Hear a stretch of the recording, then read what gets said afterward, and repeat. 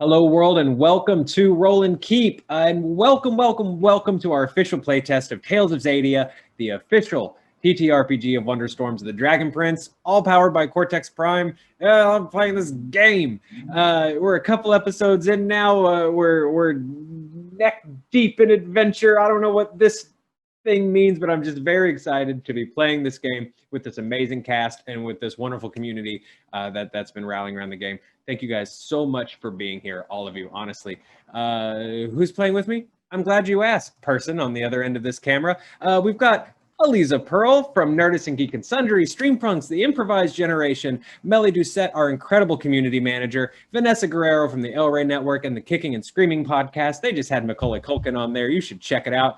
Cam Banks, the creator of Cortex Prime and Mean Rules Daddy, and the developer of Tales of Xadia, who will be helping us through the system. I hope that's like a tease for one of our giveaway codes tonight. Mean Rules Daddy. Mean Rules Daddy. Cam Banks, the Mean Rules Daddy. That's MID. I like to call this an actual how to play show because I want this show. Is the story great?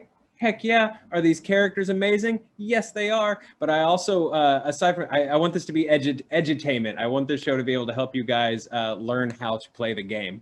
I'm Joe.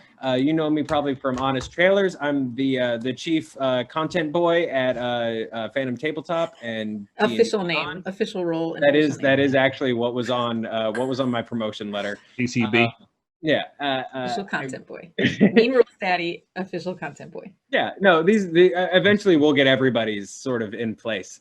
But in the face you'll be seeing on, lots of Cortex and DDB stuff until I find faces that are better. And I appreciate your patience as we do face maintenance here at Fandom Tabletop. A little bit of quick business. First of all, Tales of Xadia playtest is available to download right now. The full Tales of Xadia book is available for pre-order right now. There's links getting dropped into chat if you're watching on Twitch right now, or if you're watching this from the future on YouTube. They're in the description below, so make sure you click them.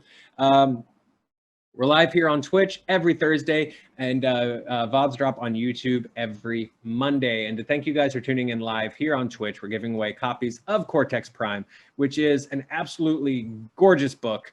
I love it so much. Giveaways are triggered by heroic successes. What is a heroic success? You're going to find out. Stay tuned for ways and reasons that you can type Mean Rules Daddy into chat and receive prizes for doing so. In the meantime, let's return to Xadia right here on Roll and Keep.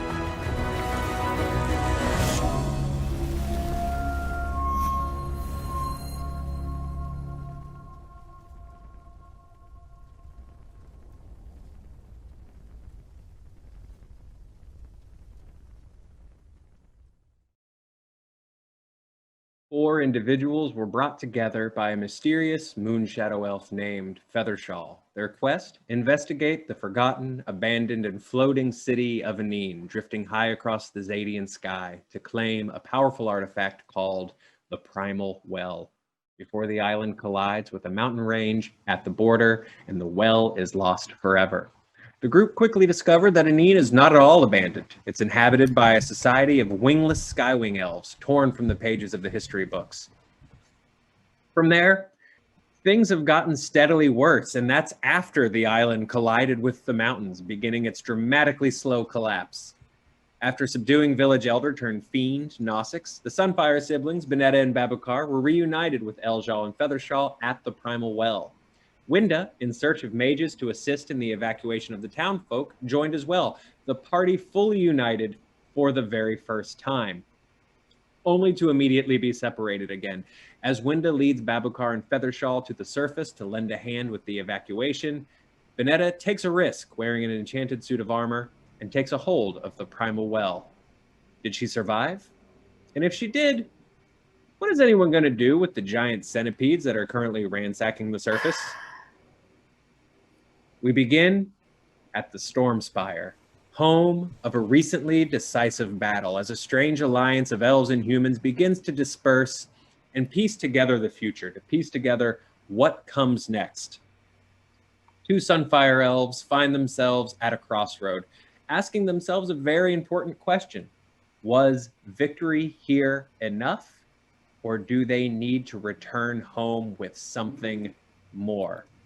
Babukar, Vanessa, there's sort of a very fancy tent city because it's elves, and elves do things in style, right? But it's kind of this tent city, this army encampment has been set up at the foot of the spire in the weeks after the battle.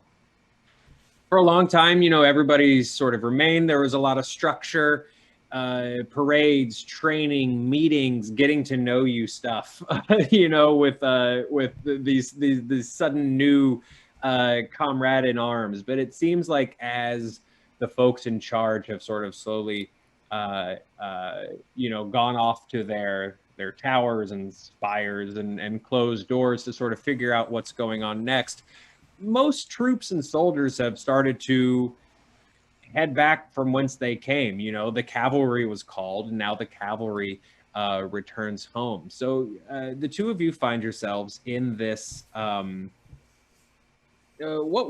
been for a little while, a very vibrant mix of Moonshadow and Sunfire elves.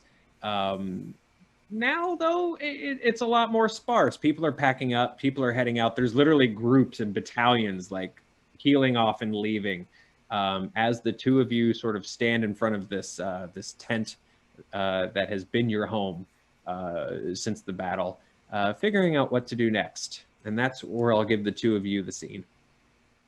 Well, I kind of get up to the tent. I feel like I'm pretty tired after everything that's been going on and just like beat. And I'll offer up to Babukar a tasty-looking pastry. Say what you want about the humans, but they did leave these, and they are quite good. Do you want one? I'll turn it in my hand a little bit. I can't imagine they're any good, to be honest. It smells like human. Well, I mean, I'll just have it if you don't want it. I was just trying to be nice. Give me back the Doucette. Feed it to one of the dogs, maybe? If you're not going to eat it, at least let me. It's all right. Sister, I have been in meetings all day with people who talk about what we're going to do next, and other meetings. I am tired of meetings. I had a moment I felt that I could shine, and now the follow-up is just administration. Well, we can go back home, help rebuild. It's going to be a lot to do. What is there to go home to? The forge is gone. You know this. You saw it. There has to be something we can do. There are smart people. You're supposed to be one of them. Can't you figure out something to fix it? You make Sunforged weapons. You have used the forge. You make magic. Fix it. I've told you many times, sister, the craft is something we learn, but the will and the spirit within us that makes it possible to do, that is the real tool at my disposal. And right now that is in need of honing. I feel disconnected in some ways from the forge. It's too far away. It's dark. It's ruined. I don't know the end of it. Every meeting I've had, someone asks me these questions and they ask me what's next, and I don't know. And I would love to have myself distracted for some time by tarts and human things and talking to more leaders and kings and queens, but I don't want to do that because that is the role of other people. That's other people's jobs. You hear the sound of someone approaching, definitely not trying to disguise, that approach, but the sound of just general feet on the ground, maybe some stuff kind of getting kicked around and jostled a little bit. I'm a little like annoyed at my brother complaining about being important. So I'm just going to use this as an opportunity to be like, nope, I grab my jelly tart out of his hand and I'll turn towards the approaching person. So you sort of like aggro snatch this tart and you find yourself face to chest with a very tall moon shadow elf. Hello. Oh, I'm sorry. I'm almost embarrassed to say that and they sort of drew a very like long, slendered finger point towards the jelly tart. Say, I'm almost embarrassed to say that the smell of pastries brought me here. I already took a bite, but here you go. If you want the rest, I guess. I don't mind.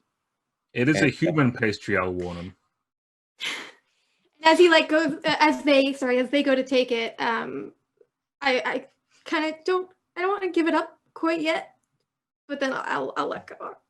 Yeah, there's definitely a moment where it's just like, a couple ginger sets of, because you don't want to, it's a pastry, so the both of you aren't trying to name it, but yeah, there's definitely this weird Caucasian shock circle moment of thank you, College Theater, for putting that in my head randomly.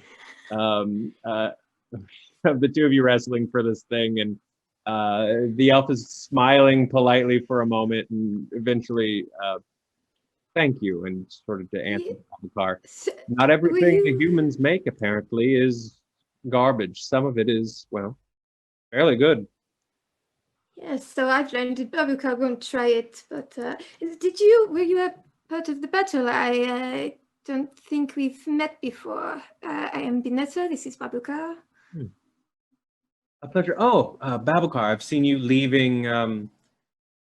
I've seen you leaving the tent, and you hear like the capital T sort of intent of referring to the War Council tent that's currently actually being taken down, sort of at the north side of camp. Pleasure to meet you both. I'm called Feathershaw. That's rather on the nose, isn't it? They sort of adjust the giant feather shawl that they're wearing, and I suppose they call me Fire Stick. I think they call you Fulman Ignis, isn't it? My apologies. I have had a long day, week, month. Yes, I was with the council. It's just noise in there, though. Nothing of any real consequence right now. It's quite all right. I apologize. I didn't mean to eavesdrop, but I couldn't help but notice that you did seem a little stressed out and perhaps underwhelmed.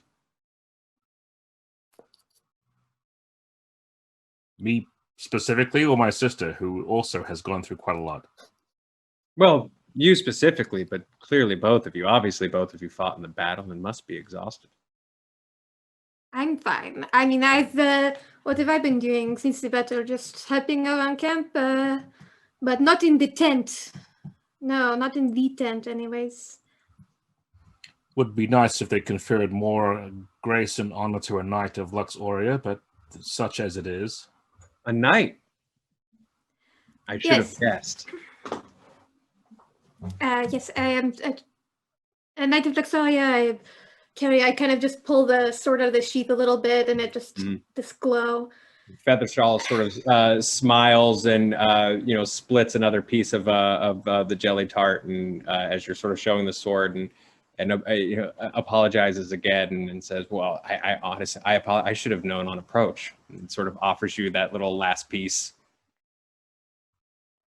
Yes, well, perhaps I'm not wearing the cape or anything. It's been less eventful since the end of everything. We are thinking of heading back home. Home. I've heard, of course, some of the news. Well, this is hope. It's possible to fix it. I mean, I'm sure we can figure out something. surely it wouldn't hurt if we had help. You know how to fix a Sunforge, by chance? I might not know how to fix the Sunforge, but I might have a possible solution.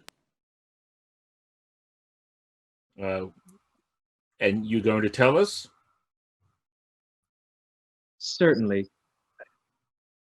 Or do we have to step inside our tent so you can be out of earshot of other interested parties who may ask for this themselves later? They kind of glance that's around a little bit and, oh, nothing so clandestine as to that, but how would the two of you feel about doing something a little off the books? A little out of the tent, if it were. How far out of the tent are we talking?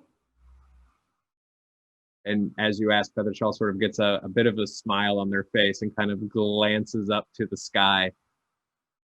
As we cut back to Feathershaw, Babelcar, and Winda, along with Alana, standing on the shaking surface of this very unstable floating island.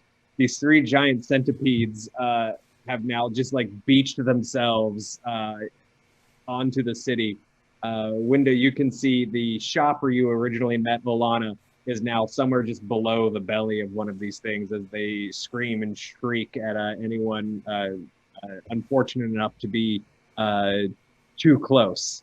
Babelcar, you can't help but remember a promise of an out-of-the-tent solution to all your problems. Is this the kind of out-of-the-tent solution you were talking about? I'll say out loud. Well, I didn't expect this, per se, but like you said, attacking monsters is something that you can do. That's right.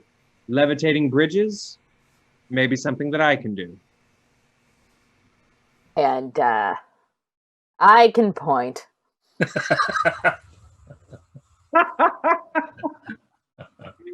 Well, lead the way, human. I mean, I meant rather fire arrows at the giant centipedes, but I have an area where we have some of the bridges already scooched into a direction. All we need to do is just have you, pardon the very humanistic language, zap the bridges to where they're walkable onto the mountain. Can you zap? Zapping I can do. And Alana sort of like steps in and is like, excuse me, she works with me.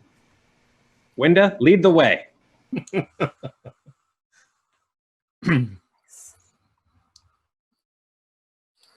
Well, here are the bridges. Do the zap. Zap. Amazing. So so here's what's kind of happening. And Winda, you don't have to follow if you don't want, right? Because as you just said, you would like to put some arrows and some centipedes. I really would. And you have an opportunity to do so right now. One of the things, the one that actually smashed the shop where you started, is actually just making its way towards the keep. This one is just like kind of completely off course and maybe a little braver than the other two. But that said, there's a big problem here because now it is actually moving. The main thoroughfare is the main road folks are using to evacuate to get to that bridge. So this immediate centipede is going to be a problem. What would the two of you like to do about it? Go ahead. So Winda's with me then in that case, right? Because you've successfully pointed Alana and Feathershaw over that way. Heck of a point. I didn't even make you roll for it. Just realized I pointed in the other direction. I pointed this way. Okay. Under my breath, I will say, but loud enough for her to hear it. The inspirational tenor of your guidance never fails. And I will step forward and I'll raise the staff and I'll start with one hand. I'll have the staff planted and I'm going to start using the forming the sun rune in front of me. And I will say, I will need you to tell me where to aim. All right. That I can also do. More pointing. Is Like there you need any, a pointing specialty now. right? Uh, can I point in a fun way? Maybe possibly using an arrow to let you know where to go. I can trail the arrow with my bolts of fire if you like, because I'm good at doing this. Sounds mean- so confident. We can use the power of 2 here. Arrow Yeah. followed by fire. So you guys Yeah. have you guys have a couple of options of what you Okay. might be trying to do with this strategy, right? Are you trying to just subdue a centipede? Are you trying to kill it outright? Do you want to sort of shepherd it away? Gradually push the thing back. Let's push it back because we don't know if these guys are just disturbed from their home and Mhm. doing a flail because they're rather big. But they could just be hanging out in a mountain and then suddenly a floating island hits it. So maybe they're not like trying to harm. So let's try pushing back first.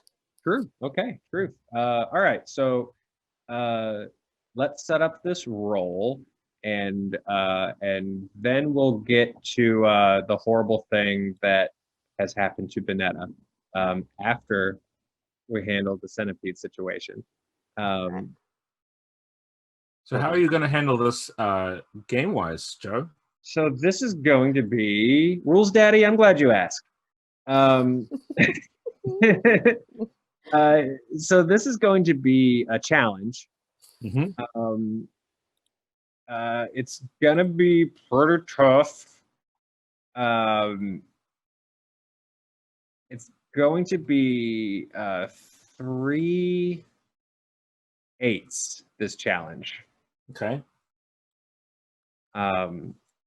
And sort of, I guess, sort of a little insider baseball is yes, it's a giant centipede, but also I'm dealing with a smaller portion of the party. I think if everyone was here, I'd probably pump up the jam a little bit on all 3 centipedes and we'd boogie. Yeah. But for now, it's this 1 centipede and the 2 of you. So I'm going to roll this pool of 3 d8s. Who do you want us to go first, Joe? Well, let's work out kind of what you're. It sounds like this is Winda assisting Babacar with fireballs. Yeah. Well, with a challenge, the good thing about it is that we all get a shot to take down, reduce the challenge to nothing, right? And so if Winda's going to lead in, I think Winda sounds like the first player to go. Okay. Okay. Cool. So let me roll this, and then you can start putting your pool to counter it together. All right. What am I going up against? Ah. Okay, not bad. It's a 7 there for you. So All right. horrible with a D8. In that case, I'm going to use my agility. And then this would be a mastery situation, I feel like. Light crossbow. And since I'm working with someone, would I use foolhardy friend or trailblazing hunter? Up to you, I think, doesn't it? I mean, I'm gonna use friend because they're both an 8 anyway. Because I think we're friends now. Yeah, at this point, yeah, it's kind of just flavor especially if they're the same dice pool. Exactly. I'm using the flavor of friendship. Heck yeah. All right, and I'm What gonna does roll. that taste like? Jelly beans. Hmm. Yeah. Oh. Okay, is that? Do my eyes deceive me? Is this a heroic success? That's we- the heroic success. Can we use Okay. flavor of friendship as a code? Yeah, they're gonna set up a thing in chat. It's probably either gonna be that or it's gonna be Mean Rules Daddy. One of those two. Mean Rules Daddy. Yeah. In rules, daddy. Okay, so these so we're in this challenge. The this first way. Well, no, this isn't a contest. Well, yeah, Centipede would now sort of roll back, right, Cam? Well, so what happens is the the challenge pool, which is the centipede and everything around it, it rolls to set up the difficulty, right? Winder just did her thing. So now we look at what the effect die is, and because Vanessa got a heroic success, the effect die steps up by 1. And what you want to do is get an effect die that's bigger than the dice that's in the pool, so you can knock a dice out. And so that what happens is, I think the pool goes from being a 3d8 to a 2d8 pool. Then Vanessa picks who goes next in the challenge, which is just me by default. Yep. Unless I suddenly just want to give the centipedes a shot, so it's gonna be you. Yeah. Amazing. So as that's happening, this volley of crossbow bolts gets unleashed, and it's already working. You know, the centipede is already kind of just like, and you know, it's like horrible teeth are being, but it's definitely like folding, you know, away as this first volley kind of comes in. So far so good. And then what you do now is roll the new pool. Roll my 2d8. I have to try and beat that with my turn. Perfect. This is why it's good having someone else go first and then take dice out, so it's easier. Right. For the poor, oh look. Oh. Well, this is lovely. Good day to be us versus centipede. Yeah, I mean, honestly, we're doing great. You know, so I've got a plot point. I'm going to spend that to activate your opportunity, Joe.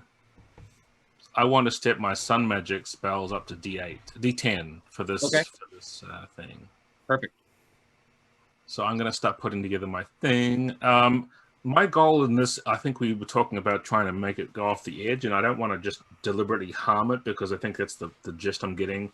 I think that Winder's arrows or bolts are kind of like making it turn, like ping, ping, ping. Mm-hmm. So I'm going to do a similar thing with fire. I'm assuming that centipedes don't like hot things, unless they're like lava centipedes, which would be terrible. But so I'm just pushing the spell through the sun rune and making firebolts go off near it to keep pushing it away from that direction. So I'm not actually aiming at it, but I'm still going to do that. So that's me trying to be awareness, that's sort of figuring out where to do it right. For values, this is one of my moments to shine. I'm telling everyone how great I am, so I'm doing glory. I would love all these wingless skywing elves to remember the moment when a sunfire elf came up and saved their hides from their silly leader. And that's a hot-headed fire mage thing, I think. Sun magic specialty, and then sun magic spells, which I will step up. I think I can step it up here. Plop. And I have to beat 3, right? You've got to beat 3. Good I luck. think you can do it. I'll try. If I get tons of hitches, I'll be really mad. Oh, So like the close. opposite. I almost got a triple heroic success there. But that is a double heroic success. It is double here. So I do, that's a D12 effect die. I take another die out of the pool. All right. So this is continuing to work. You know, these bolts of fire sort of hitting like in front of and around the centipede, and you're almost guiding it, you know, off the path and back in the direction it came. The two of you are now advancing on the centipede.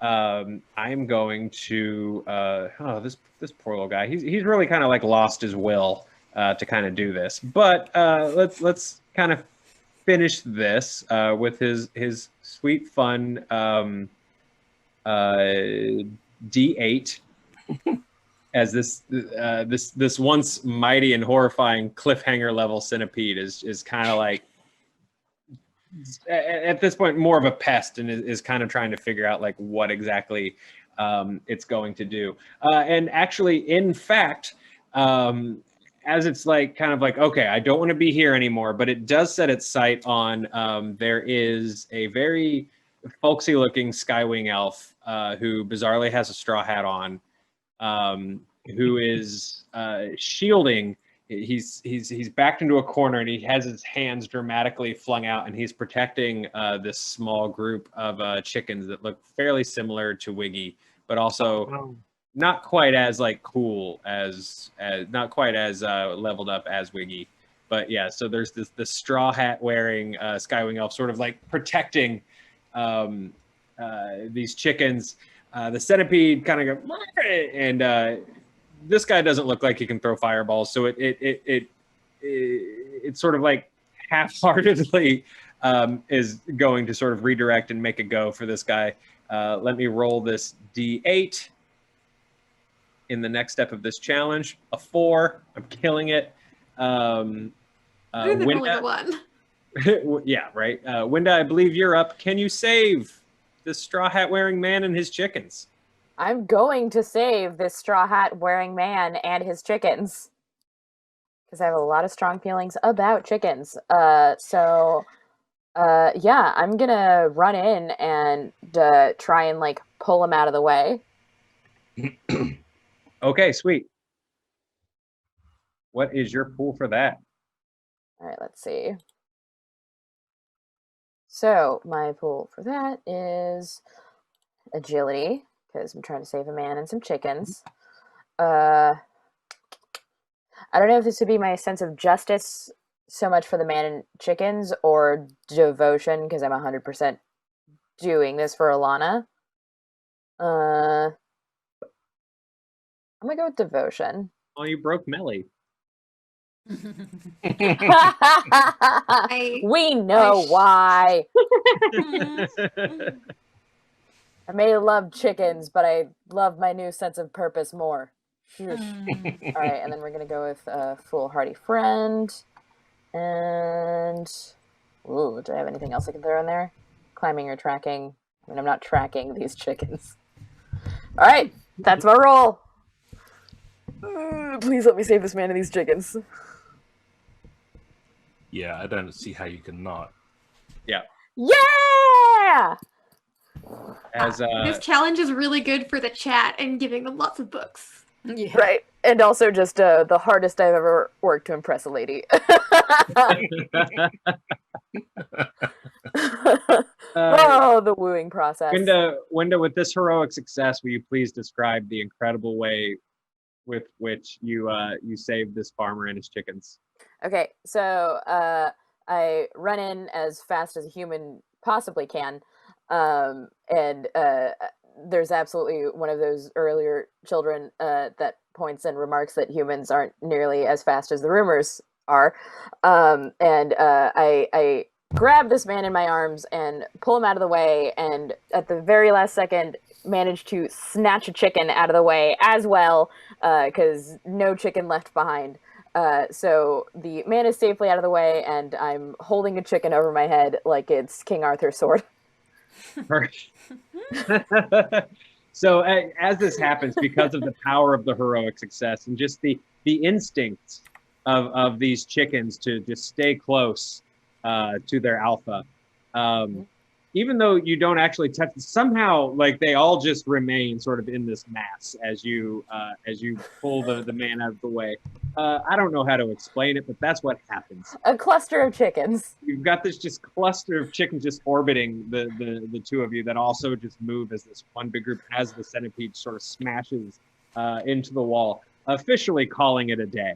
The centipede just starts to like kind of like slink away, just sort of very like frustrated about this entire situation as that dice pool now resolves itself. And as Winda is holding this chicken in the air, we just do like a quick just snap pan to Alana, who is directing traffic to get people to the bridges that Feathershaw is currently moving. And you see Alana just like see it happen, and she's like, "Boy of the month." Like,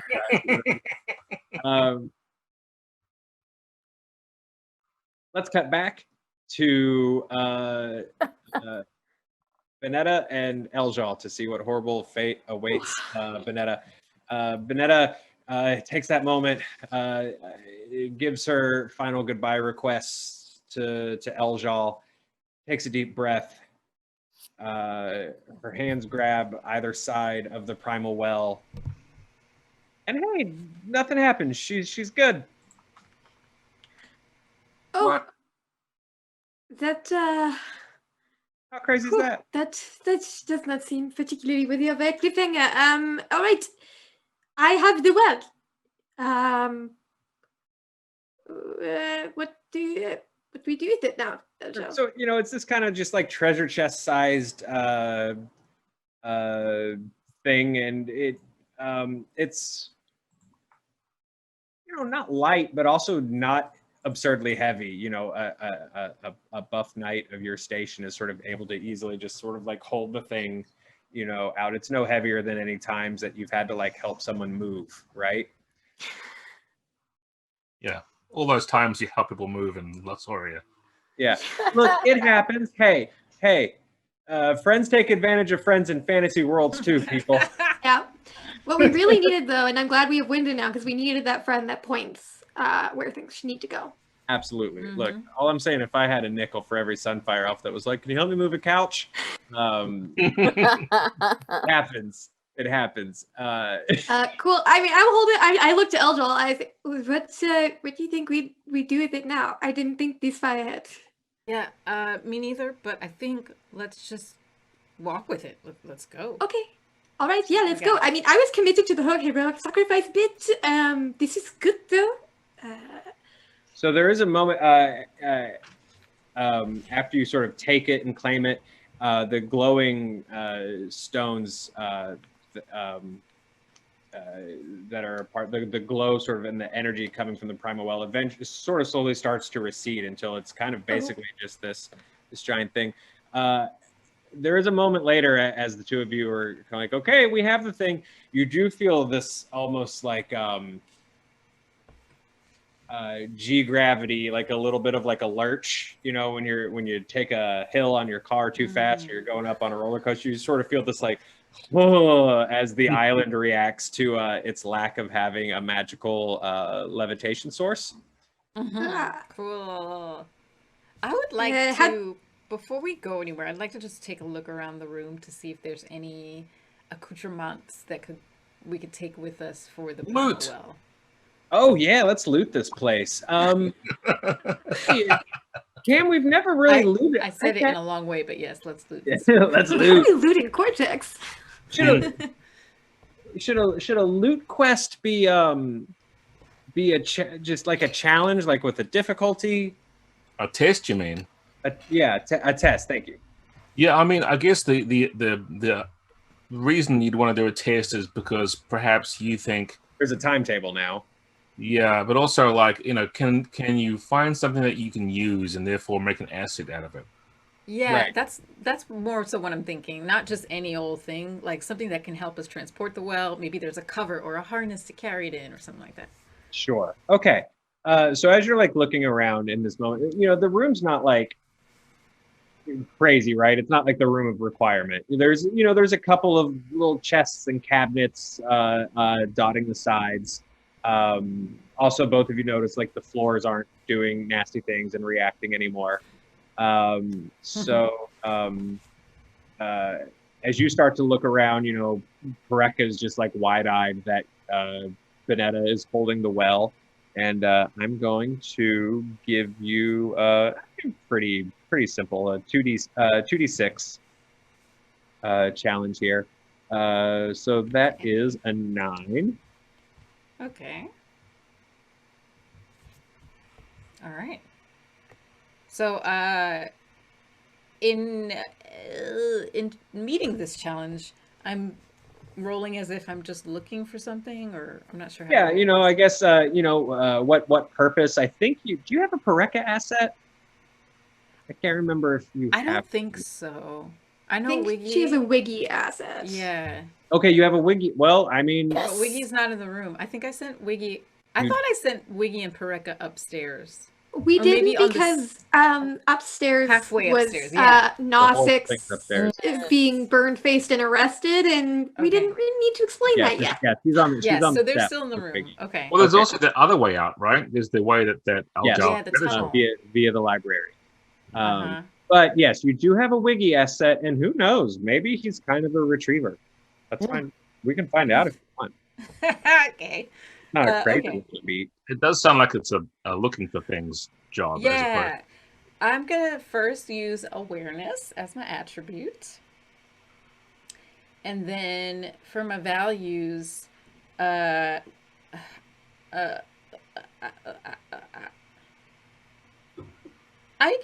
mean maybe devotion, because now I feel like I'm a team player and I'm like, how can I help my teammate Bonetta make this easier to carry? And then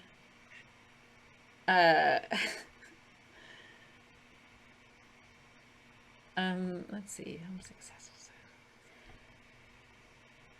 Yeah, I don't think anything. Maybe a Wiggy. Let's just throw a Wiggy in there and see what happens. I don't know. What distinction makes the most sense for you, though? What distinction? And are you low on plot points? Because if you want to get more, you could use one of them to get in your way. That'd be kind of fun. I have 2 plot points. Oh, well, then you're fine. I mean, yeah, I'm never good on like deciding on a distinction besides just Moonshadow Elf. I don't know. What's a creative way to use one of my distinctions here? I think at least, what's the second one you got? It's the homesick assassin one. And the third one is which one? A song for all occasions. Yeah, I mean, if you start humming something like you're looking for things song, that's kind of. Ooh. What's your I'm looking for stuff song? We have had this question from people in the community too, by the way, Aliza. So it's not like, people say, "What would I ever use the song for all occasions for?" Yeah, that's cool. Yeah, okay, yeah, I like that. I like that a lot. Eljal definitely starts humming a song that their mom used to hum whenever she would take them out into a field to go play and find creatures. That's the song that they start to hum. So yes, I'm going to throw that D8 in there for that. And there's an SFX I could use. Gain 1 PP when you switch out this. Oh, no, that's okay. I'll keep it as an 8. Okay, and then was Wiggy... I'm sorry. See, this is why we were talking about taking notes. This is why I should have been taking notes. Wiggy asset. I'm guessing it was probably like a D6. It was, yeah, Wiggy sure was a D6 asset. Okay. I will throw a Wiggy in there. See what Wiggy can do. Getting Wiggy with it. That's the song that the mother used to hum. Yes. That old Moonshadow Elf folk song. It worked. Bam. Yeah. Oh my goodness. Man, rolls are on fire tonight. Okay, sweet. Right. So as you start to sing this song, like Wiggy like perks up Wiggy with it. somehow and leaps out of Pareka's arms, and Pareka's like, "Hey, I'm in charge of you," and like leaps into action. And as you're looking around, Wiggy is like also like circling, just like pecking on the ground. And as you sort of like reaching for one cabinet, as the place is starting to like lurch and shake a little bit, Wiggy very quickly like pecks your hand, and then just does like a freezing like a frozen point to a cabinet that's across the room, like on the other side. I go to it, and I scoop Wiggy up and take him with me. Cool. So you open up this cabinet, and there's a black cloak hanging up inside of it. Well, not less black and more like a nice deep midnight blue. Ooh. I take it. Yeah. All right, cool. What does this do? So That's you, nice. you take this cloak, and because Gnostics was a lot of things, and he's also, a librarian. He's a soup enthusiast. He's a crazy person. He's also a historian, and something that you've noticed, all of you, as I do a pause and rewind on the entire game to just make it easy to explain what this asset is. Everything's labeled. in the keep. Like everything has like little handmade plaques. Gnostics is the man who's very proud of the culture that they've developed in Anine. Remember all of those plaques that I've been talking about for the 5 weeks we've been playing this game? Yeah. Well, there's one above where this cloak is hanging as well, and it simply says "Cloak of Flight." The wearer shall soar like a hawk. Whoa. Under it, and so you have a D10 asset called the Cloak of Flight. Whoa. I mean, it's so nice of him to keep it down here out of the way. And Right? You get the sense that the Cloak of Flight is down here as in case Primal Well stops making the island float break class. Yeah, and, if only he communicated that to anybody else. Oh, you threw soup at him. That's true. It actually is our fault.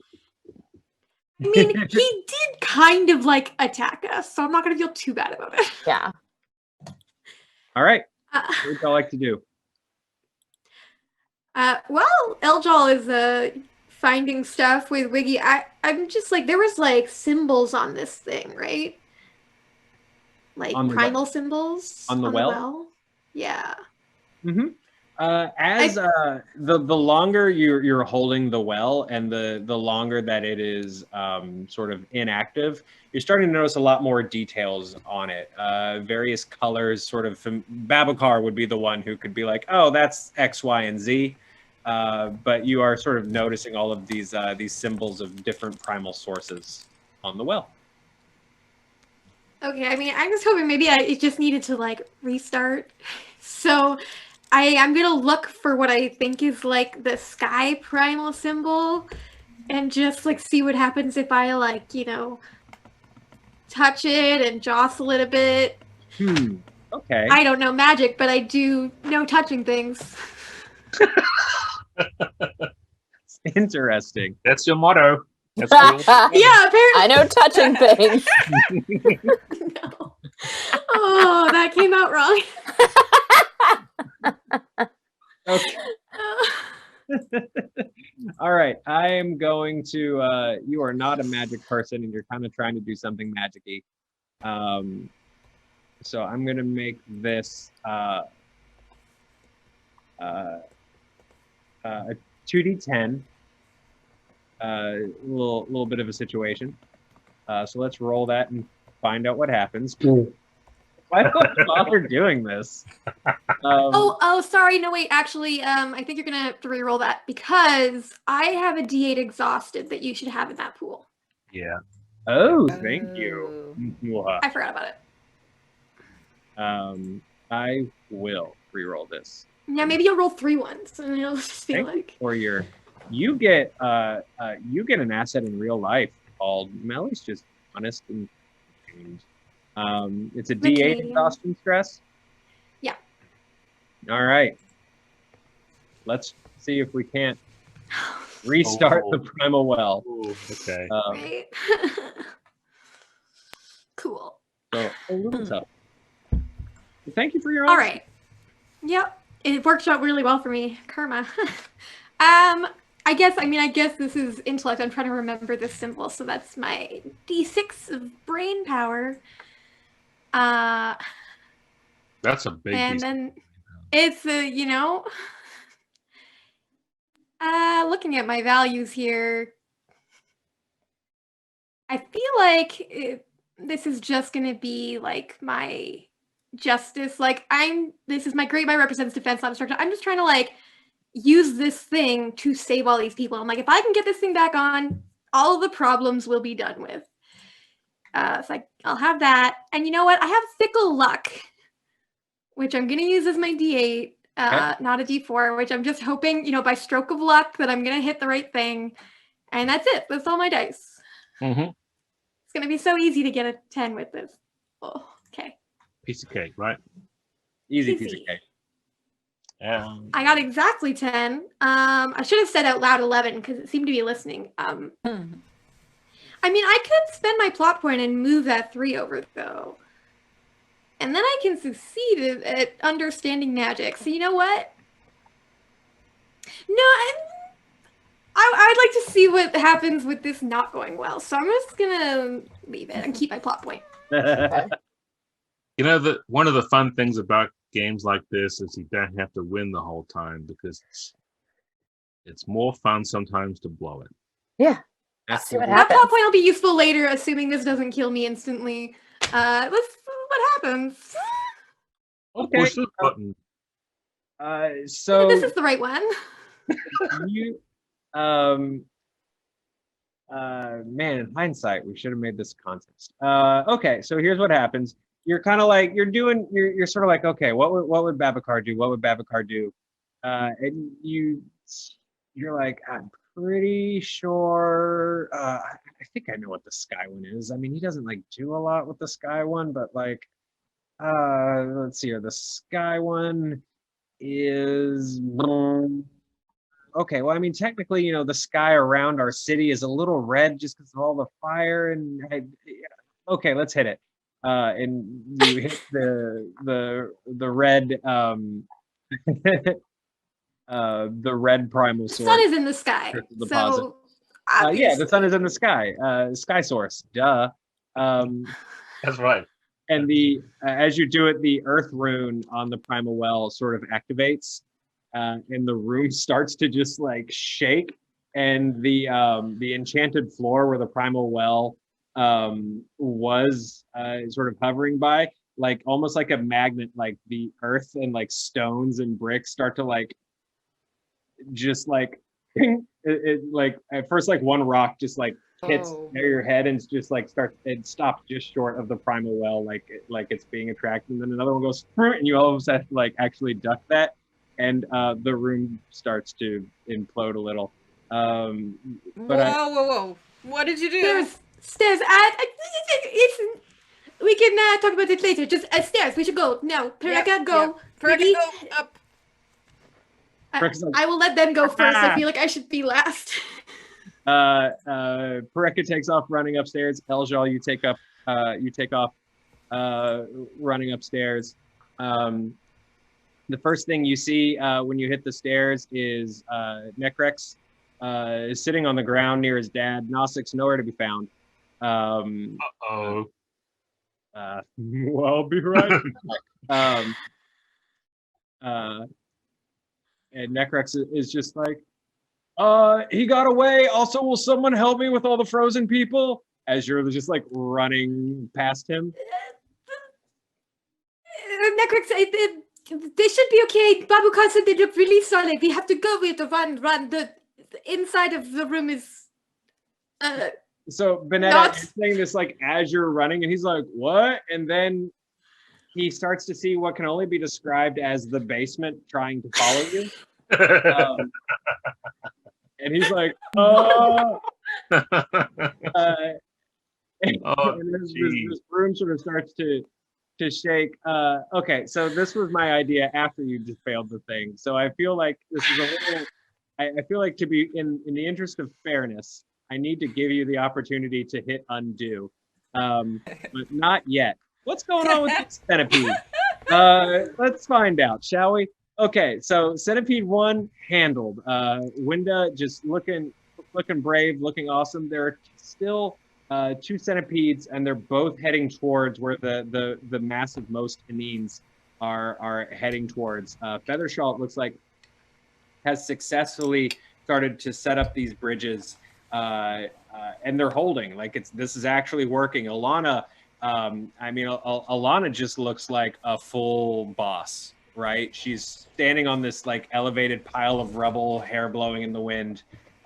Directing people. People are finally actually listening to Alana because Alana's doing something worth listening to. And sorry, it's RJ. Yes, she has a clipboard. So it is working. Like people are actually starting to make their way through the bridge, like 2 by 2 people. It's slow, right? Because this is still crossing the sky as this island is slowly careening into the mountains below. But these other two centipedes are heading their way, and it seems like people are pretty much defenseless. The straw hat wearing farmer clutches. Most of the chickens are now like sort of just like attached to him. And he just like dramatically points and very helpfully is like, 2 more of those centipedes are heading towards the people. Oh my god, it's Don Knotts. I saved Don Knotts and his chickens. All right. Do I want to take on the centipedes here, or do I want to find a diversion so that I can move those 2 centipedes away from the people? Are both the centipedes like heading towards them directly, or can I like break them up? They're like like these two are sort of side by side, and they're just sort of snaking, Just forward, being all centipede. That's not to say that you can't try to break them up. Okay. Ooh, is there any way I can try and like knock something down into their way? Because everything else falling over anyway. Yeah, go. What would you like to try to do? Chances are there's lots of buildings that are kind of on their last legs right now. I mean, the quinoa bell tower is nearby, and it's waving precariously. You can actually hear it like dong dong, like the monsoon in Karate Kid 2. AKA the greatest sequel ever made. Yeah. Yep. Empire Strikes Back is the Karate Kid 2 of Star Wars. Sorry, I digress. So lots of options is what I'm saying. I want to try and get an arrow. Basically want to like arrow lasso this quinoa bell and try and like yank the rubble in front of the centipedes. I think that's cool. Yeah. I'm going to set up a little difficulty pool for you, because that sounds really fun. Yeah, because just because it's a centipede doesn't mean I gotta kill that centipede. Maybe it's just a terrified mama centipede. Yeah, exactly. Sweet little gross baby. Yeah, just a mama centipede that's got like maybe hundreds of baby centipedes that also want to eat babies and chickens. Oh my god. Look, she didn't ask to be a single mom, and then all of a sudden this place just like crashes into her apartment. Yeah. And it happens to also be full of delicious chickens and elves. Yeah. So what are you gonna do? Food. Your Uber Eats order's at the door. And it's us. That said, here we go. 2d10, because you're trying to do something specifically pretty. Oh god. Yeah. Oh, please don't let me fumble this. If I fumble this, I'm gonna be so mad. Because you are the strongest of all of us with your might. With my strong human might. Mhm. My very mortal might. All right, so I'm trying to lasso a big old bell. So I'm gonna do that. Yeah, as you're setting up, the farmer is just like, you're like saying out loud what you want to do, and he's like, "You need rope." And just holds up just this big spool of golden rope. That's extremely helpful. Don't know why you just got rope around. Can't see you lassoing a chicken, but thank you. Not gonna look a rope horse in the mouth. Well, I've never seen a human before, so never say never. Fair. All right. And then I'm tying up this rope to my arrow, and so I got my agility, I got my devotion. I'm gonna use foolhardy friend on this one because it's an Alana one, and crossbow, and don't really see a need for climbing because I'm just yanking. All right, so please let me beat this. Okay. There we go. All right. You do. Okay, sweet. What happens?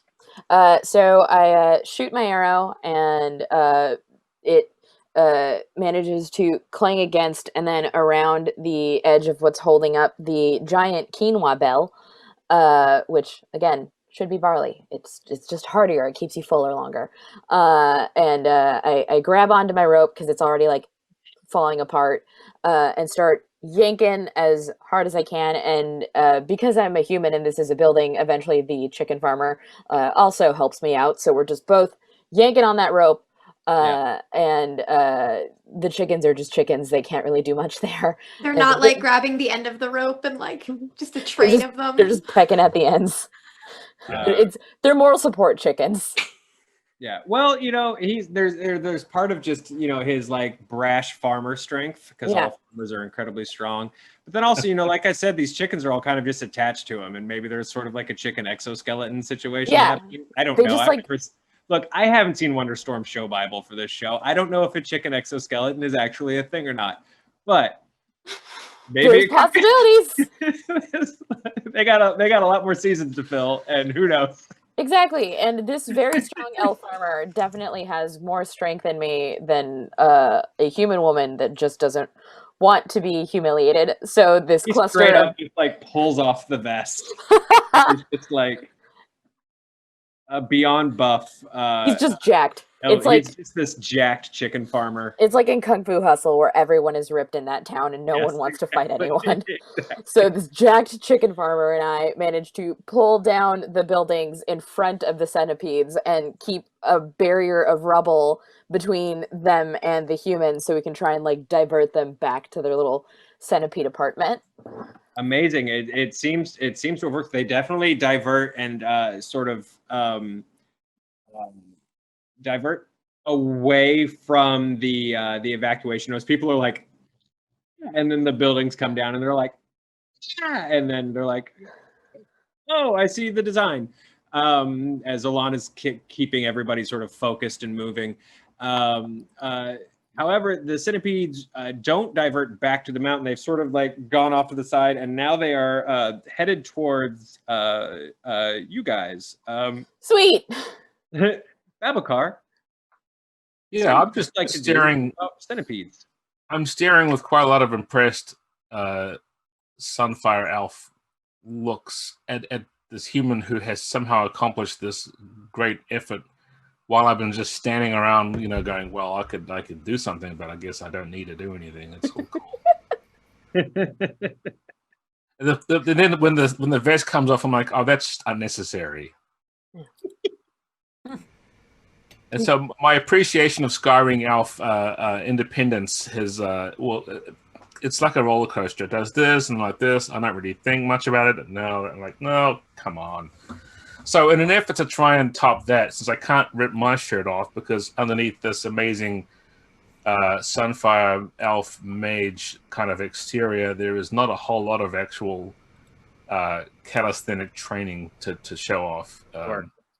I'm giving you a 1d6 asset called Begrudging Skywing Respect. There we go. I think I want to continue with this idea that maybe they've been you know, it's the fire helps too, right? Like it helps herd them a little bit. So I'm gonna try and herd these centipedes. Is there something that looks like less important around here than us that I could move them towards? Like, is there an edge of the town that they can kind of go towards? I mean, yeah, look, really at this point there's like there's the town center where I think people are still sort of heading from about where you guys are towards the evacuation point. The rest of the city though, it seems pretty barren, and also like is there's still like a very loud, like weird grinding sound that none of you have ever really heard before as Floating City continues its slow collision with mountain. And the city is actually just sort of like, some of it's going up, some of it's going this way, some of it's going left, some of it's like falling down on the ground. Bless you, buddy. My cat's sneezing a lot off camera. So yeah, there's definitely like all that happening. But yeah, most of the city right now seems kind of fair game for a centipede wrangling. Great. Well, I'm just going to try and aim it away from us, like essentially clearing them from the evacuation point, and also not us. I'd rather not, you know, this fine performance we've just seen, I don't want to have it quelched by centipede rampage. So putting up sheets of flame, you know, just throwing them at one after the other, trying to kind of create like a barrier or almost like those neon lights that come up and say, hey, go this way on video games. Like, this is where actually you go this way. So I'm directing them with flame. Is my goal. Okay, cool. I'm going to set up your difficulty pool for that. Do you have any stress? I can't remember if you do or not. Nope, it's all gone. Sweet. Okay. So I'm going to lower the difficulty on this just a little bit because you've kind of been there, done that now with this. It's just sort of the same application, just with 2 of these guys. So let me roll these 2d8s. Okay, at least I didn't roll a bunch of hitches. So a 9. All right. Well, I think first I'm trying to figure out whether I'm trying to influence these things or if I'm using my spirit. And I think my spirit's the one that's most important here. I'm just trying to like really bring out that magical signposting that needs to be done for this. That's that. It's still glory. I'm doing this totally because everyone's going to look at me. That's the motivating factor, really. It's not about saving people so much, unfortunately, for those people who want. I respect that. But I think I'm going to, because this is a bit complicated, I'm going to use my simplicity is the best solution against me. So I'm using it for that because I have no plot points. I've got to get some. Okay. Sun magic and sun magic spells. These were stepped up last time, so I think we can continue that until the scene's over, right? Yeah. That sound fair to you? Yeah. No, that sounds absolutely fair to me. You could say no, Cam. That's not fair at all. No, I think the scene sort of ends when the centipede menace ends. All right. So let's see if I can try and beat this 9. Oh, I forgot the D6 help for the Skyrim thing, but that's fine because I got 16. You needed it. You done did okay. I did get a hitch. You'd be amazed, but that 1d4 that I made myself take on got a 1. Right. So you do get that. You do get the hitch. I'm going to give you a little bit of just exhaustion stress. I think is what that hit is going to be. Because you are magicking quite a bit. And it's been a little crazy. Yeah, makes sense. It does work though. Let me know sort of what's this end result with the centipedes? What's happening? So I'm getting worn out, and I'm starting to have that thing where the sweat and so forth is kind of coming down my brow. I mean, you'd think that sunfire elves wouldn't worry about that kind of thing. This is a different kind of exertion than just being warm. And I'm moving along the street a bit, like I want to, this one, and this one, and putting up these big sheets of fire, and hopefully my goal with them is to make them move. And so I guess they both do. I mean, I did a pretty good job. I was worried that only one of them would steer out of the way because they may not be necessarily following each other. But let's say, I guess, that one veers off, follows the to get away from the fire, follows that direction, and the second one comes after it. Perfect. Yeah. Literally just sort of just chasing after its older brother, just trying to survive. I have the family trees of all the centipedes written down here. So yeah, no, it totally works. They just start sort of heading off into the already evacuated and currently just being wrecked portion of the city. Wendy, you see Babacar sort of slowly making his way. A little bit, maybe a little more weight of the world on him after that massive display of magic, and helpful farmer is just kind of like, your buddy looks worn out. Yeah, he does. I'm gonna go talk to him.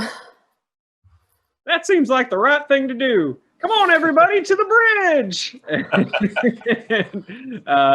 This guy and his phalanx of chickens head towards Alana in the bridge. Just his muscles just glinting in the sunlight. He's oiled. How is he oiled? I don't know, but he is. I'm gonna miss him. Chicken oil. It's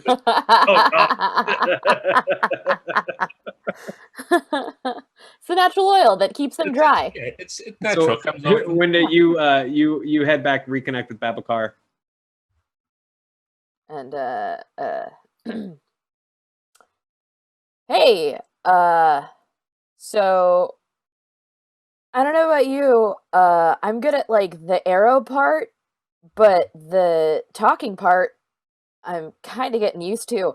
How you feeling, champ? Champ. I'm leaning a little bit on my staff and taking a few breaths a bit shorter, and I'll turn and see, and I'll catch Winder's eye briefly and say, "Did you see that?" I did, and that was so impressive.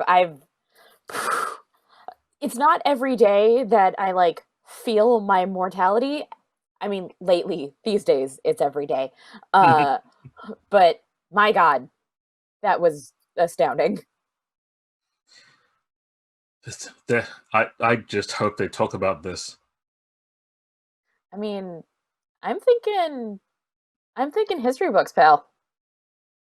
Well, that's good, because they weren't going to say much about me afterwards. The way things were going for a while. My sister, I hope she's... Can you feel that? Do you feel that? Is there anything different? I'll ask you, Joe. Is there anything different about the way the city feels right now in terms of the Yeah, two things are kind of different. One, you definitely sort of feel like the side that you guys are on, like things are kind of going. Brrr, and you can hear people on the bridge actually going, yeah, because that means the bridge is like coming off the mountain a little bit, and you can see Feathershaw working and the couple of other mages that live in the city sort of like working to counteract this issue a little bit. Someone actually goes and kind of goes off the bridge, and you see Feathershaw actually sort of catch them with the same magic that brought the group up to the island. Super cool looking. Maybe there's a deleted scene later on in the episode, or on the Blu-ray that's like really gets in on that because it's pretty dope. That said, the other thing that feels weird is you see Eljal, Pareka, and Wiggy running towards you. You also see Vanessa trailing them, clutching the primal well in her arms, and a little bit behind her, you see something crazy. You see Necrex, fireman carrying his dad, hurrying behind them. And then behind that, you see something even crazier, because it seems like the keep is now turning itself inside out and vomiting itself out of its own front door. And it looks like it's chasing Vanessa. Well, I'd say you have some competition for history books right about now. I'll give you kind of a sour look, like, sister, and I'll just start running in her direction. Bubble, you turn it off, please. What have you done? Okay, and you sort of like catch him now. You're just like running alongside Vanessa, who's like panicking, like. Yeah, and I do keep running because I'm like, we can't stop. It's following. I had to do one of those like running and then suddenly like sort of stop and then turn around and run this break kind of thing, and my apes going everywhere. Can I quickly assess? First of all, I see a whole bunch of rocks coming after, but is there something about the well that is I could try and figure out just from nearby? So the first thing you notice is that there's been a change. You can now sort of see all of these crystal deposits forming on the surface of the well that represent the different primal sources. And right now, all the red earth ones are glowing. Oh, no. I didn't really spend a lot of time paying attention to earth magic class, given that we don't have them. Well, I mean, you just have to just tell me what to hit, and maybe don't touch it, because then you'll freeze them, then if you catch up. But tell me what to touch to make this not happen. Unless we want it to happen. I could throw it off the island and then we go. No. Then the whole island will follow it off. That's not good. We could make use of this. No, sister, we can make use of this. If it's coming after us, it's a natural bridge. Yes. Let's keep running to the evacuation point. How do we fall slowly, though? Because if we could fall slowly, then the island just go down to the ground. We're going to go onto the actual mountain. Oh, okay, that also works. We're running to the mountain, but don't worry. I'll help you. I'll help. Okay, good, because I've been in the basement a long time. I don't know what's going on up here. Just somebody point, please. So, what do you want to do? So my plan to just come up with this moment, and I can't believe that this is even a thought. I'm going to have my sister not have it turn off, but in fact have her essentially lead all the contents of the keep and everything in it and all that stony stuff to the edge of the city and have her run off the end, and it will hopefully make a bridge that we can use to help evacuate people. Like I have a leash to the island. And I'll say, just off the cuff, I mean, I know this is a meta thing, but as we're running along, I'll say, the only way this could work even better is if you could fly. Oh, well, we can do that. That can be arranged. And I pull out the cloak of light. A cloak of flight? Where'd you get that from? I don't know if you had that. Do all moon shadows fly? Is that something that I missed? Oh, no, Skywings have no wings, but I just- moon shadows, they cannot fly. I found this in the keep. Wiki found it, actually. And I'm just going to go ahead and very carefully put it around Benetta's shoulders. Why are the chickens of the We're fence running. so helpful? Yes. Yes, as we're running, I put the cloak on you. They keep trying to kill us. Breck is also like running, but her feet are doing like double time, just like trying to keep stride with the adults. Okay, I'm just going to take a running jump at this bridge. I think all these people are going to need a lot of help, though, with moving everything. Eljal, you seem very agile. Do you think you can maybe do something for that? Okay, we're gonna break this into steps. Please. Step one. Benetta leads the island off of the island. Yeah, we're just going to establish it on the mountain. Why not? Yeah. This works. I mean, All yeah. right. This is how planets are made. Magnets. Do this another challenge if you wanted to, Joe, because you could say this is tremendously difficult, and we could all take turns doing the hard stuff. 10d12. That's No, that's too much. 10d12. That's too much. 9d12. That's true. Okay.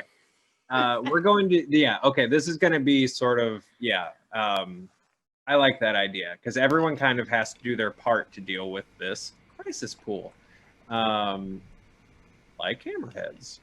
Yeah, well, Cam, what's sort of like the rule guidance that we give for like how you pick how many dice and what size of dice? Yeah, so the important part is first figuring out what the difficulty is out of the range of dice you have for most tests. So, whether it's 2d6, 2d10, 2d12, you pick that difficulty dice type. Mm-hmm. And then you kind of think, well, how many players are involved directly in this, which right now I guess is all of us. Yeah. And if it's going to be kind of a bit of a thing where you don't want to happen instantly and maybe take a little bit more work and time, then add 1 or 2 to that. So you could do 5 or 6 dice, and then that would be a lot of us trying to do it. But if you just went with 5, it won't take forever. The problem is that once we've all had our go in a challenge, and this didn't happen downstairs with the thing, but it's okay. Or up here, what was it with the centipede? Anyway, the challenge gets a go at the end of all of our turns to try and do stress to one of us. Right.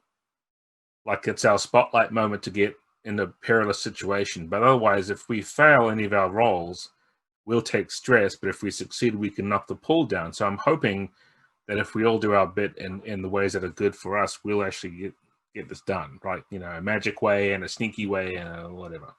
So this is going to be 4d10 situation. I'm giving a 10 for each of you. Part of me wants to just make this 4d12 because it's insane. I feel like we should do 4d12. You know what? Yeah, we are.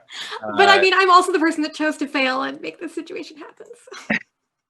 So. To reduce the dice, we're going to have to come either up with get a d12 on our effect die and step it up past d12 in order to succeed at taking a die out, Mm-hmm. or anything we get less, like if it's not as big as D12, then it steps down one of the dice in the pool as a result. So it will take longer if it's D12. I mean, I think it will be really hard at 5D10 or 4D10. Yeah. Yeah, let's do, because I'm also eyeballing time. So let's stick with our 4D10. Okay. And, you know, just because you guys fail some of this, which you won't, because I'm about to roll like a chump. But just even if people lose this, doesn't mean, you know, necessarily the day is lost. It just means things might go a little differently, right? So let's roll and find out what happens. Okay, I'll take it. So it's a 16. Wait, who's going first? Yeah, who's going first? Because it might make a difference if there's stress added into it. Vanessa, I would think, is well. I don't look. Phase. I did ask for somebody to point. True. So what's phase one here? Are we trying to get people to get off the ill-fated bridge plan and get onto this new bridge plan? I think it's an additional option. It's like it's route B, right? It's like, hey, don't worry. Yeah. If you don't like the bridges, why don't you try Big Stone or the Island? That's the other way you could get off. This is like the hard mode, you know. It's like the kid, like when you go to an aerial park, there's like the kid level, and then there's the adult level that's way more dangerous. Mm-hmm. Exactly. So it's up to you guys, though. What's step one? I think maybe Windows got to show us where to direct this. Oh God, pointing. Okay. Is there a? Sorry, what's up? Yeah, do you want to like reconnect with Alana and the remainder? Because there's still, you know, there's some folks. Like actually, a lot of a good number of folks have now evacuated or have taken shelter in the mountains and are clear of debris and stuff like that. But there's still, you know, there's still people up there, including the poor farmer. Poor buff. Yeah, I want to reconnect with Alana because she's gonna know where like the next chunk of people to go is, and she'll be able to like help me push them towards what we decide to do with this island on a leash. Okay, let's. Well, actually, before we roll, I'm sorry, I wrote this down and meant to give it to you, but I did want to give you a D6 asset called Employee of the Month. Yay. Really just earning my pay with everyone today. Cool. So, and if you're going first, then Vanessa, then do you have plot points left over from before? You still have some? let me see. I think so. You always start with at least one, so you. I think I have one. Yeah, you should have one. So if you activated Joe's hitch there, his opportunity, you could step that Employee of the Month up by one, because come on, what a great opportunity to do that. I am gonna step up that Employee of the Month. So what's the Employee of the Month now? Employee of the Month is just I'm going to say anything involving Alana. Okay. But was it a D6 before? Oh, it was. I'm sorry, you're asking literally what it was. Yeah. It was a D6 before, so now it's a D8. Sweet. So yeah, I'm gonna use that plot point and make that a D8 Employee of the Month asset. Because I've been doing a lot of pointing today. I'm basically a manager. Literally, all Alana Winda things are just to troll Mellie now. All right. And in this case, I'm rolling to get to Alana. Well, I mean, you're kind of rolling to. I mean, I think this is whole kit and caboodle. Like, okay. what are you leading like all of us? Yeah, like what are you Like trying to do once you get over to Alana? What's your hope? What's your goal? All right, I want to get over to her in time to both like explain what the situation is and like explain what the situation is and like successfully work with her to divert anybody left to evacuate to this new bridge that we've created. Got it. Okay, let's set up that pool. Okay. So I'm putting employee of the month in there. Because I'd like overtime now. I'm trying to figure out if I want agility or influence in this because I'm gonna have to move a lot of people. This is definitely an influence thing. Yeah, so I'm gonna throw influence into this. Devotion, because duh. Definitely wouldn't work this hard for just a boss. Foolhardy friend. And oh, that's my pool. Let's see what this does. Okay. You got this. Ah! No! Oh. Hey, you know what, though? Don't give up. Oh, you have to give up because you don't have any you don't have plot points. Don't give up. Never mind, you have to. Why not a t-shirt? Oh, never mind. Don't give up. What kind Wait. of stress? Give up. That's like D10 stress, though. Oh, That's a lot of stress. Yikes. Yeah, that's a what lot kind of of stress. stress? I'm gonna call it physical stress. A Okay. lot of your adrenaline is going down now, and running on a moving and crashing terrain is tough on. So is it injured or exhausted? Those are the two physical ones. Oh, right. I'm going exhausted. Yeah, because Okay. it's the adrenaline. Some of that's starting to get down. So you run to Alana, and sort of make the very quick elevator pitch for what's happening. And Alana is just kind of like staring at you, but also staring right behind you as like the town vomits itself at her, like in this general direction. And she's kind of doing her best to be like, okay. And Feathershaw kind of like looks over their shoulder and is like, what? Island. Leash. Inside out. Bridge. So as Feathershaw is helping, Feathershaw actually uses their magic to actually push this bridge with the remaining couple of people that are on it, like to the mountain, literally just fairy style, down towards the mountain. I rolled these in another deleted scene that you can find somewhere else. And Alana is kind of like doing a head count of it's the farmer, it's a few other people, and Alana's kind of like, okay. Does everyone understand what we have to do? And everyone's kind of like, yeah. And he's like, let's do it. We're ready. And all the chickens are like, okay. And then Alana's like, almost like counting and goes, Balin. Where's Balin? Who's Balin? The librarian. And Alana, without further ado, tears back towards the city that is pulling itself up. Who's next? Yeah. Who goes next, Vanessa? This is great. Ah! This is my okay. Up next is me hyperventilating. Bonetta. Cool. Yeah.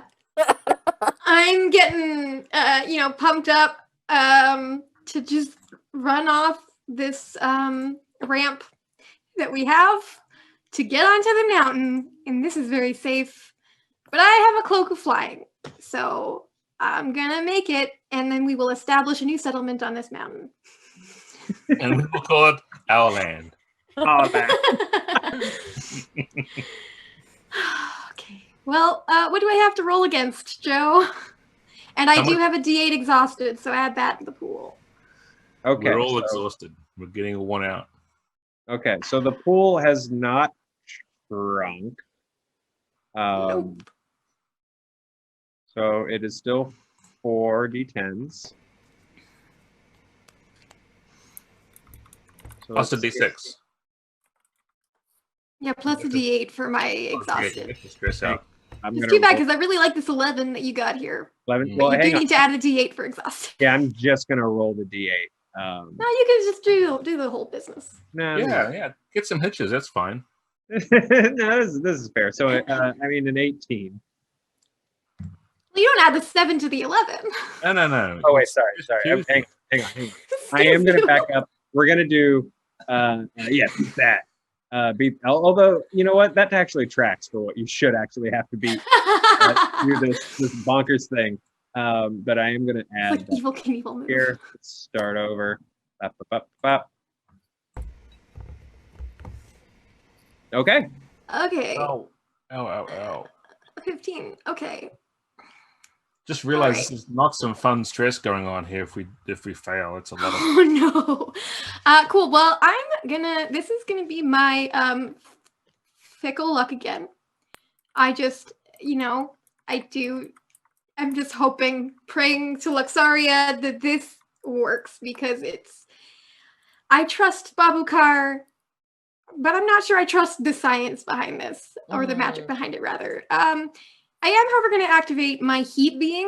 I think as I'm getting pumped up and trying to kind of overcome my anxiety of doing this. Cool. So I get my heat being, I get that crackly skin going as I kind of start to jog. So I get a D8 angry stress, but I get to step up my agility and strength for the duration of this challenge. So for however long this goes. Cool. Which is great, but more stress for me. Mm-hmm. So I'm going to use my agility, I guess, to jump the gap and land safely. This is, again, my justice notes. My great might still represents defense, not destruction. I'm doing it all to save people. And tell me, can I add my strategy die to this? Because, we have a battle plan that is very well thought out and organized. I've never said no to this group before. But I'm going to say no now. I had to try. All right. Well, and I have the cloak. But so the cloak is currently Aliza's asset. Right. Yeah. Can I spend a plot point to give it to Vanessa? Yep. Absolutely. Excellent. No Then money. cool. Then I have 3 d10s and a d8. So You got a chance. all right. And I have a plot point that I'm saving. So fingers crossed. Let's do this. What do I need to be to 15k? So I need to move some Okay. stuff around, which is fine. I spend my plot points, slide that over there, which puts that there. Yes. But that makes the Yay. D12. And that's a heroic success. Fantastic. That's what we're talking about. Yeah, I just this bridge that you said is kind of now going up this up angle. I catch it just at the right time where I can actually get some momentum on it, and I'm just going full speed, kind of have almost fire coming off me, this smoke from being this heat being. So it's this very cartoon smoke coming off my feet as I'm almost burning the ground that I'm running on, and then just jumping and the legs going, and then just a really heavy landing on this mountain, and the well gets set really hard down into the stone mountainside, almost to the point where it sets in a foot into the earth there. In that moment, nothing exists but Vanessa jumping off a floating island. She takes that extra leap off of that bridge, which is very cool. And there's that slow-mo motion moment that the show likes to do, where Feathershaw is just going because Feathershaw is right by that bridge. As you sort of reach the moment where you would start falling, that's when the cloak, which is billowing out like a normal cloak, all of a sudden you feel it kind of go taut. The rest of you see this cloak split into 2 shapes almost, as these huge black wings extend from other side of Vanessa and just take this huge, take these huge flaps to get that extra bit of air, and then straighten out so that Vanessa can literally just hang glide. She actually doesn't even take that hard landing. Sorry to no butt you, Vanessa. That's okay. You actually, where you were planning to land, you actually soar past, and you're just soaring just a couple feet above ground. This is definitely probably the first time you've flown. I mean, I don't want to Definitely, yeah. in your mouth or anything. We haven't really covered that part of your backstory. But you find yourself just very quickly flying, and eventually you sort of like tuck and roll and just go maybe 10, maybe 15 times, as finally the cloak resets into just the cloak, hood up, because of course, as you then roll into your 3-point landing, with the smoldering glow coming from your cloaked form, and you glance behind you, and here comes the island, just following you along. It's sort of twisting and turning and chasing after you. And I think like visually, like because of all that smoke, like the smoke clears and people don't know if I survived or not, and then like it clears and they see me, but then rocks are coming. Right, yeah. But ultimately, because of this heroic success, it seems to have worked. Like it's definitely moving and it's definitely dangerous, right? The situation, but like there's so much island trying to follow you that weirdly this makes sense? Question mark. It seems to work. Vanessa, who goes next? Yes. Quick question. Oh, Eljan. Yes, Aliza. I would like to go next because I have an idea. But Vanessa, what were you gonna say? Yeah, just question, Joe or Cam. Also, so stepped up to a D12. Is the D12 enough to knock that out, Cam, or does it have to be higher than the die? One of the dice is out. Yeah, one of the challenge points is gone now. That's what I wanted to know. Yes, Eljan, please, absolutely. I realize as I see Vanessa take this flight across the gap with the primal well and the cloak, and then the pieces of earth that are coming and following after her, I realize that it is not necessarily a bridge in the sense that the other thing is a bridge. This is more like a ferry. So if there are big pieces of earth that people can grab onto, that could be the thing that takes people off the island safely. So I would like to try this and see if it works as an example for others to follow, to see if I can get other people off the island that way. Perfect. Awesome. Yeah, I love this escalator moving sidewalk idea. Yeah, exactly. Yeah. So I'd like to grab onto a large piece of earth and do like I do. Ferry out. Okay, sweet. So we're now at 3d10. Well done, Vanessa. 3d10. All right. And Aliza, you don't have any stress, do you? I had stress last session, but I don't remember if that was. I thought that was in the flashback. Actually, I don't know how that. That was, but a couple of scenes have gone by now, so okay. I don't. All right. Then no, I don't. You got a 9 to beat. Okay. All right. Agility.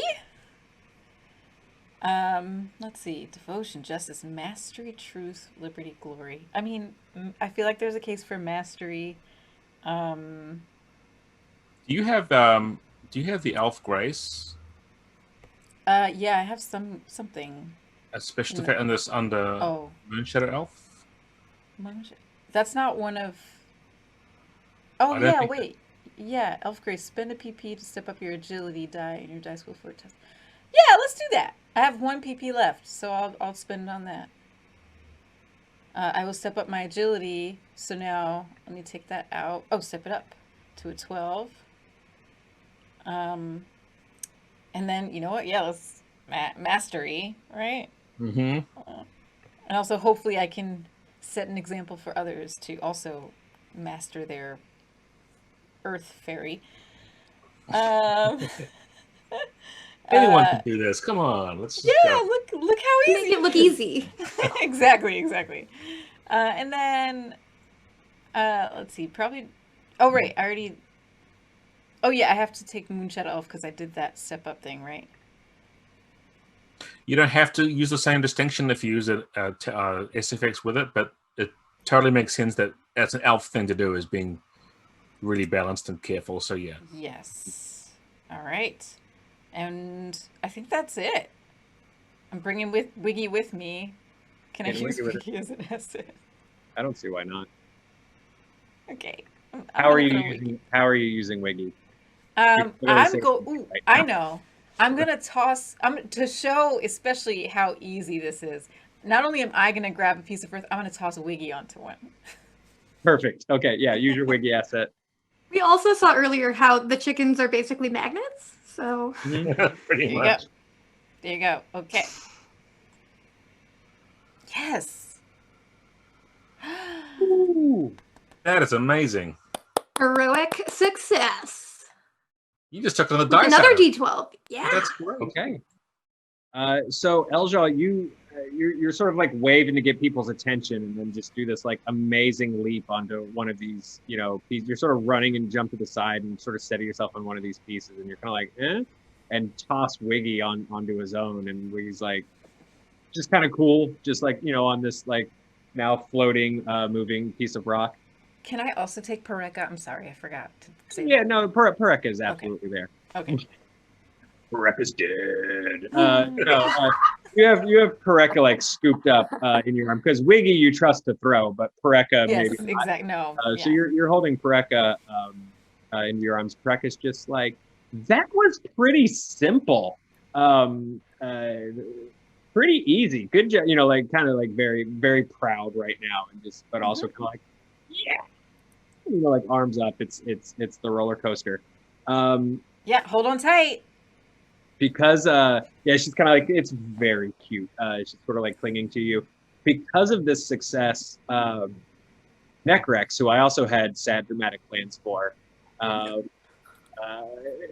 is able to follow your example.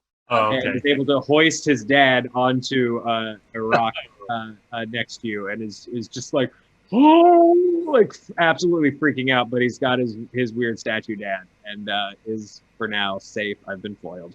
And that takes us to that reduces the pool to 2d10, and I believe that swings us to, so well done saving Necrex. Hey, Eljal. Nice.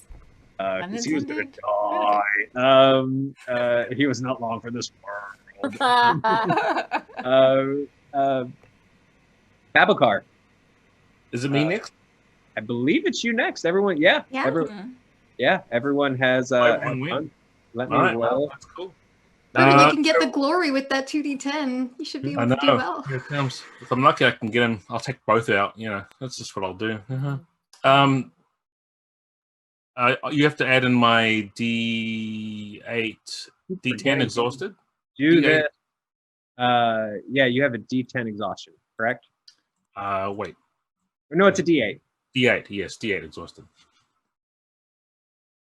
gonna be so. But by all means, roll some. Okay, 7. All right. So here's what I'm going to do. This it's great that it's a rocky thing and it's moving and it's doing the whole surfing thing, but it's not going to be stable if we don't manage to bring it together. So what I'm going to try and do is we're in full view of the sun now. I'm in real sort of like, okay, we're outside, the sun's right there. I want to channel as much of that into the spell as I possibly can. So I'll run up some of the steps, some of the rocky steps, and following Eljal's lead, right? Because obviously they're really good at doing this, and so I'm like, okay. But in this case, what I'm going to do is reach out behind me, and I'm forming the sun symbol as well. But I want to sort of make it into a kind of a circle around the sort of the bridge or whatever, so that as it moves up, it heats it up, so that we're sort of forming kind of that bond, like the mortar between all the big blocks. So I'm trying to melt the crap out of it is what I'm trying to do. Yeah. I'm just going to go all like Nova Flame on this one. So I'll step my... I've got my SFX here for straight to the point, which is under Simplicity is the best solution. Spend a plot point and either gain a D8 asset or step up an existing asset when undertaking a challenge because of my keen insight. And I think this is definitely one of those things. So I'll do that. Is my Sun Magic spell asset still at 10, or has it gone down since we aren't doing centipedes now? I would say it's gone down. That sort of like scene break happened. All right. In that case, I will put it up to 10. And do that. So this is my intellect. I am totally doing this with my sort of like spatial geometry skills that I'm really good at. I can figure it out. I'm going to just melt and funnel everything through this sort of ring of flame. And glory again, I think, because, why not? This is right here. Everyone's watching. I mean, yeah. Hot-headed fire mage. Sun magic. And sun magic spells, which I'll step up to D10. All right, and yeah, and also I have that you said had an asset too for like Begrudging inspiration respect. from the Skywing. So I'll put that in there too. Why not? Oh. How does that work? I can't drag it in. I tried this last time and I couldn't make it work. Just has to drag into like the top box of it. Yeah. There's like a little area that's draggable. There we go. Hey. Cool. All right.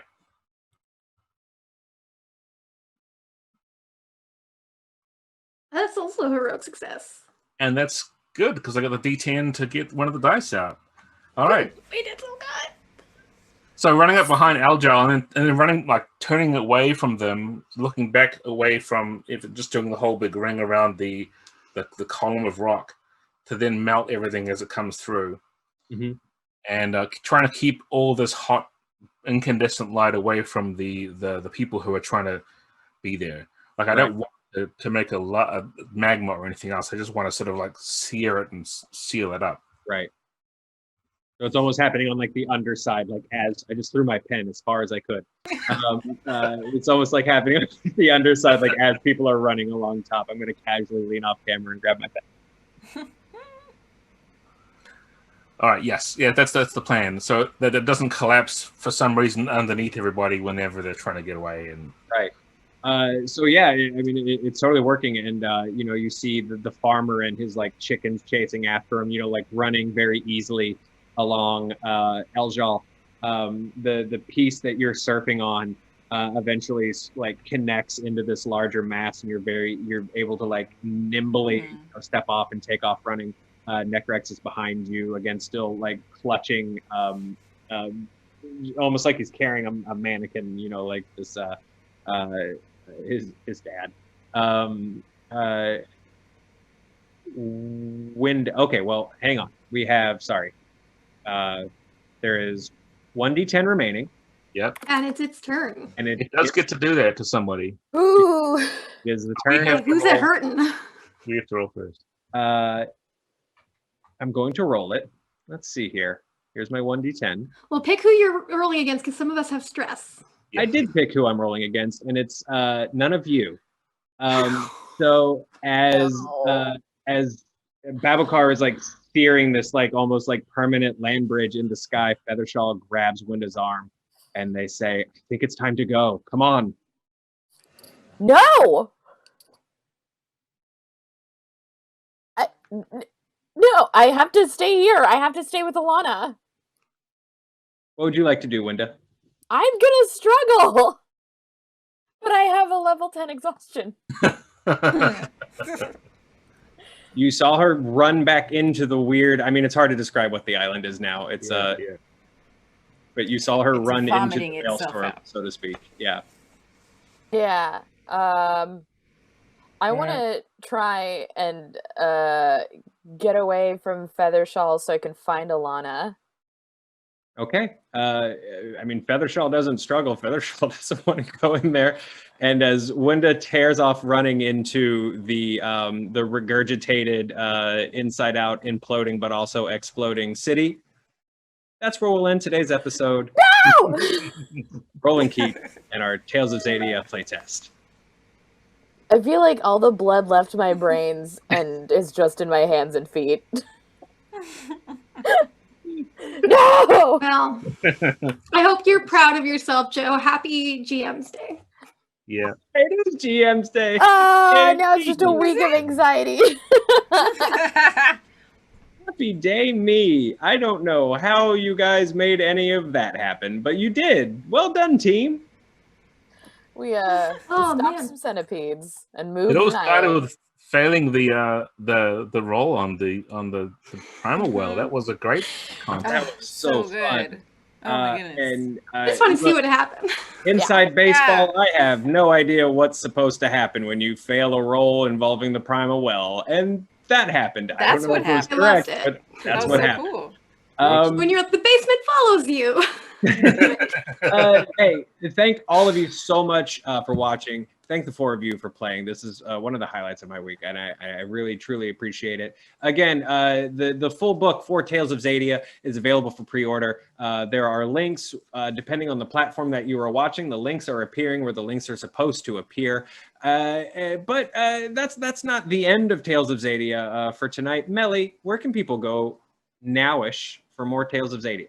Yeah, in 1 hour, there is another Tales of Xadia stream on the channel Fabled42, so twitch.tv/Fabled42. That's going to be starting in about an hour. That's 6 p.m. PT. They have Jesse Inakalia, the voice actor of Soren from the Dragon Prince, Amazing. on the show. He's playing Babukar. They have a full cast. They have all 5 of the other playtest characters as well. So you'll see Vinaya and Dion, who you haven't seen here on our show. And it's going to be really great. So that's in 1 hour. I'm going to be there. You should be there. There's the link in the chat. That's amazing. And you know what? We've still got a little bit of Tales of Xadia story to tell here. But then in the horizon, stay tuned. We will be switching to a Cortex Prime setting called Eidolon Alpha. It's sort of Blood of Zeus by way of Final Fantasy. Our own Mellie will be narrating that tale. You guys are not going to want to miss it. It's going to be very, very cool. We'll see you guys next time on Roll and Keep. Thanks.